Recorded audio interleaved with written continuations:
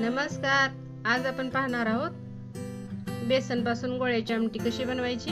आणि त्यासाठी इथं मी 10-12 लसणाच्या पाकळ्या घेतलेल्या आहेत, छोटासा आल्याचा तुकडा घेतलेला आहे आणि एक हिरवी मिरची घेतलेली आहे, थोडीशी कोथिंबीर घालणार आहे आणि किसलेलं खोबरं आहे ते 2 चमचे हे खोबरं घालणार आहे आणि हे आपल्याला मिक्सरवरती बारीक करून घ्यायचं आहे। हे झालं फोडणीचं साहित्य। आता इथं एका बाउल मध्ये मी 1 कप बेसन घेतलेला आहे आणि हा ओवा आहे, हा हातावरती थोडासा क्रश करून मी यामध्ये घालणार आहे। अर्धा चमचा हळद, अर्धा चमचा लाल तिखट आणि अर्धा चमचा मीठ आणि 1 चमचा धणेपूड घातलेली आहे, 1 चमचा तेल। आता हे मिश्रण आपल्याला मिक्स करून घ्यायचं आणि 2 चमचे दही यामध्ये घालून आपल्याला हे मळून घ्यायचं व्यवस्थित। आणि 1 कप बेसनसाठी आपल्याला 2 चमचे दही पुरेसं आहे, पण जर कमी पडलं तर तुम्ही थोडंसं पाणी यामध्ये ऍड करू शकता। आणि आता हाताला थोडंसं तेल लावून आपल्याला हे हातावरतीच व्यवस्थित मळून घ्यायचं आहे।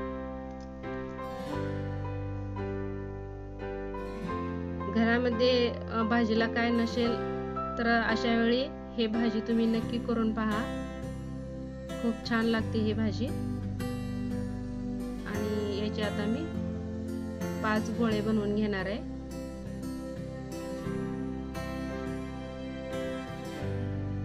आणि अशा पद्धतीने हातावरती शिंगोळे बनवून घ्यायचे आपल्याला ह्या गोळ्याचे।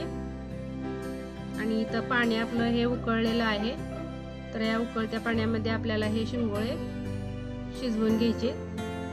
मंद गॅसवरती आपल्याला हे शिजवून घ्यायचे। खूप जास्त मोठा गॅस केला तर हे उतू जाण्याची शक्यता असते आणि शिजल्यानंतर हे आपोआप वरती येतात, त्यावेळेला आपण समजायचं की हे शिजलेले आहेत।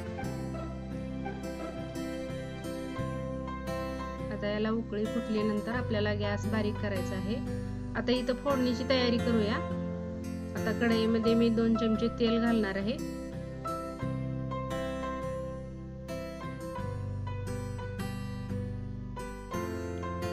थोडीशी मोहरी तडतडल्यानंतर आपल्याला जिरे घालून घ्यायचे। नॉर्मल आपण जे भाजीला जेवढे वापरतो तेवढेच मोहरी जिरे यामध्ये तुम्ही घालू शकता।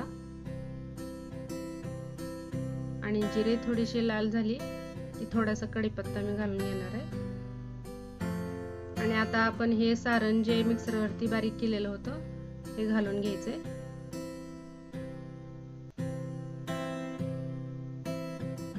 आणि आता व्यवस्थित परतून घ्यायचं, खूप लाल होऊ द्यायचं नाही।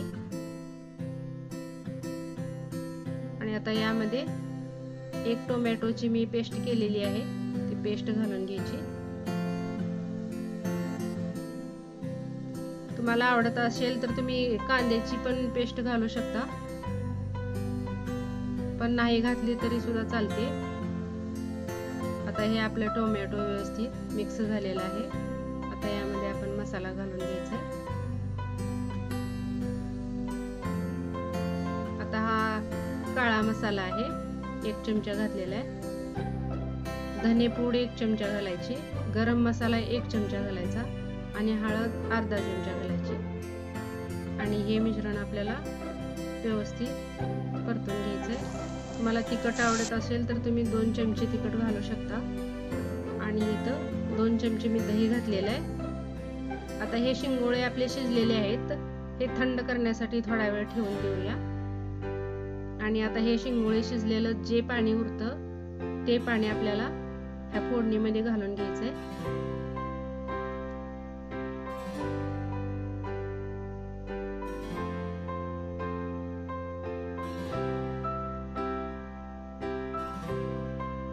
खूप पटकन आणि सोपी अशी हे रेसिपी आहे, तर तुम्ही नक्की ट्राय करा।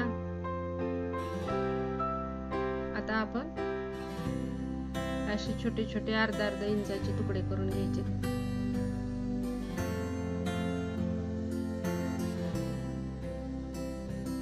आता इथं सर्व मी शिंगोळ्याचे तुकडे करून घेतलेले आहेत. तर आता या फोडणीमध्ये घालायचे आणि एक 5 मिनिट आपल्याला मंद गॅसवरती हे शिजवून घ्यायचं आहे.